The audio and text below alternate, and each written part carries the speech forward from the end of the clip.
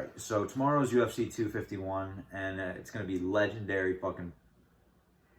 Yeah, fuck it. We're talking about grown-ups fighting. I'll curse. It's going to be a phenomenal card with a lot of action.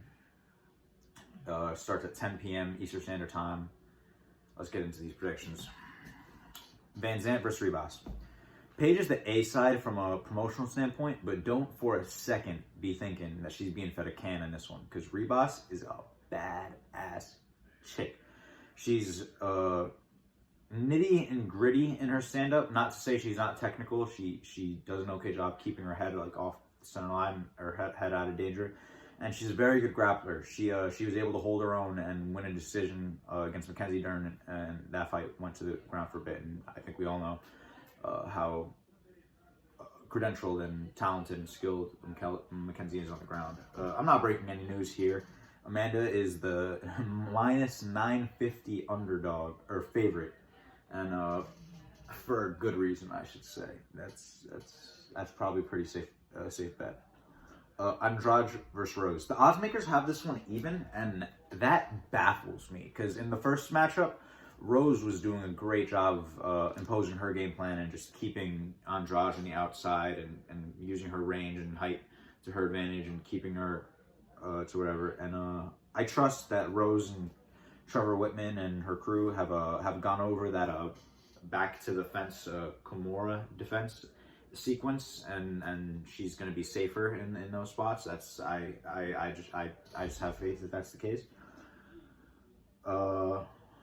I still wouldn't bet on it, as I think we all saw in the Andrade versus Kovacevic fight that Andrade has the power to knock out any woman in that division, and in dramatic fashion. Peter Yan versus Aldo. This one is a weird one, considering we haven't seen either of these guys really contend against the top level in the bantamweight division. Except for, I would say, Peter Yan in his fight with Jimmy Rivera. That's a very relevant win.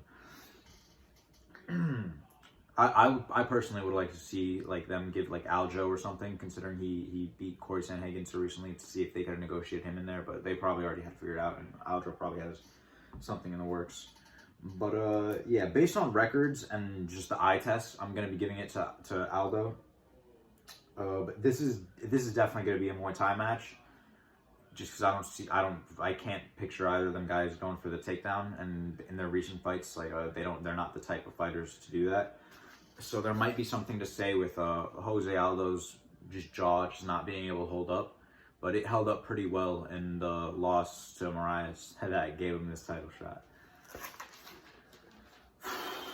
Volkanovski versus Holloway. Oh, this one is going to break my heart, because Max is one of my favorite champions. But in this one, the odds makers have Volkanovski as a slight favorite, and I think we can all see why. In the last fight, Volkanovski just did a great job imposing his game plan and using the leg kicks and just not letting Max implement his game plan, really.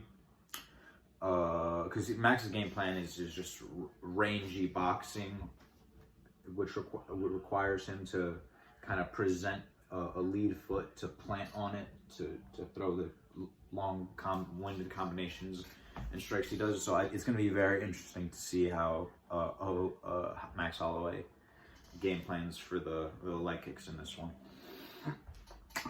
Kamaru versus Jorge. This one is just fucking super cool. In the original matchup, Burns was an interesting style matchup for Kamaru, because his style provides a lot of counters to Usman's style, namely Gilbert's credentials and skill in jiu-jitsu would be a good counter to Kamaru's wrestling and grappling and just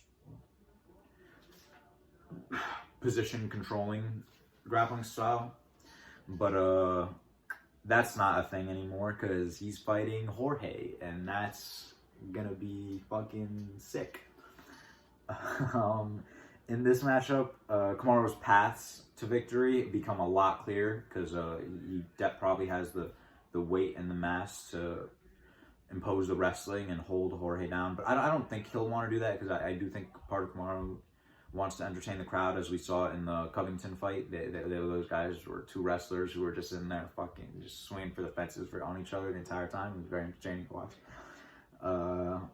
That being said, Jorge's herky-jerky striking style has enough wrinkles in it that I can definitely 100% see Jorge being able to catch Usman at any moment. But I think just Usman looks beefier than, say, like a Till or a Ben Askren or Diaz. So we'll see how Kamaru's chin stands up. And yeah, that's it. Those are my thoughts. If you weren't planning on watching the fights, do it. They're going to be legendary and sick AF.